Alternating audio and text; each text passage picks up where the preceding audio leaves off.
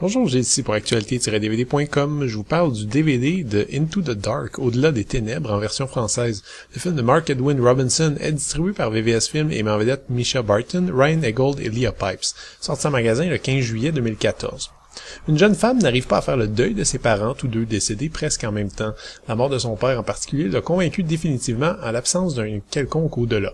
Malgré sa timidité volontaire, elle tombe amoureuse d'un homme qui vit dans un bâtiment qu'on dit hanté.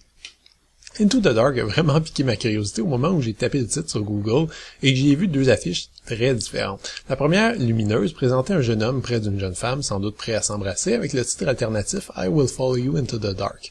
La seconde, reprise sur ce DVD, est définitivement plus sombre et présente une jeune femme seule face à un spectre menaçant.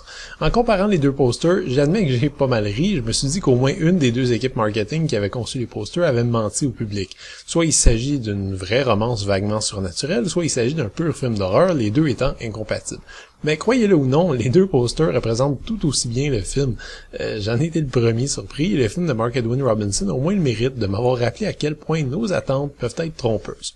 Alors un film d'épouvante romantique, ben oui, et la très très grosse surprise, c'est que les deux éléments sont, ma foi, assez réussis. La structure est donc étrange mais ambitieuse. La première partie, c'est un vrai film sentimental avec une jeune femme qui perd la foi en la mort et donc en la vie et qui permet à un homme d'entrer tout de même dans son cœur. J'ai pas vraiment suivi la carrière de Mischa Barton, mais dans ce film, elle offre un jeu subtilement décalé, intéressant, même s'il manque parfois d'expressivité à mon avis.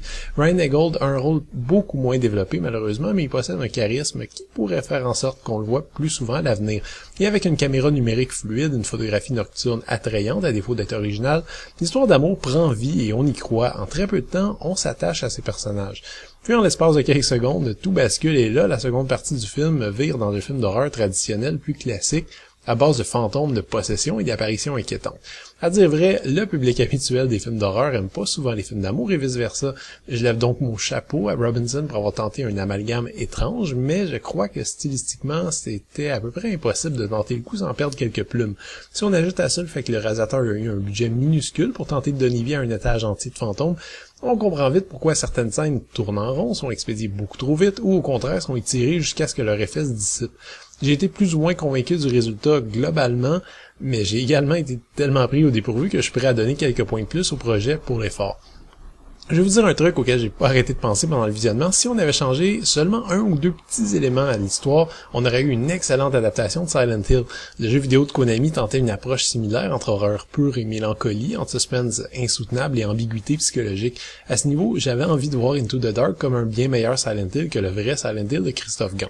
Ben bon, revenons au film de Mark Edwin Robinson. Je crois que Into the Dark pourrait faire un très intéressant film de date, mixant à dose égale des situations convenues de film sentimental et de films d'horreur. Ça a peut-être déjà été fait avant, mais je considère que dans le petit monde balisé du film de genre, un film qui tente quelque chose de différent vaut largement le coup d'œil et mérite aussi qu'on fasse l'impasse sur des petits moments un peu plus maladroits. Le DVD est présenté en 2:35 anamorphique avec piste audio en anglais et français 5.1 et des sous-titres dans ces deux langues. Malheureusement, pas de bonus. J'aurais vraiment aimé en savoir plus à la conception du projet, mais il faudra se contenter du seul long métrage. Objectivement, Into the Dark est pas nécessairement excellent.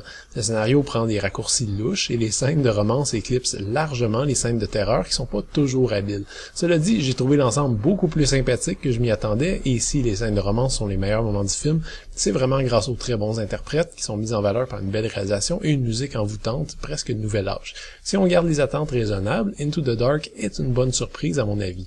Gardez seulement en tête que moi, personnellement, je suis toujours favorable aux œuvres qui prennent des risques. C'était Gilles. Merci. Bon visionnement.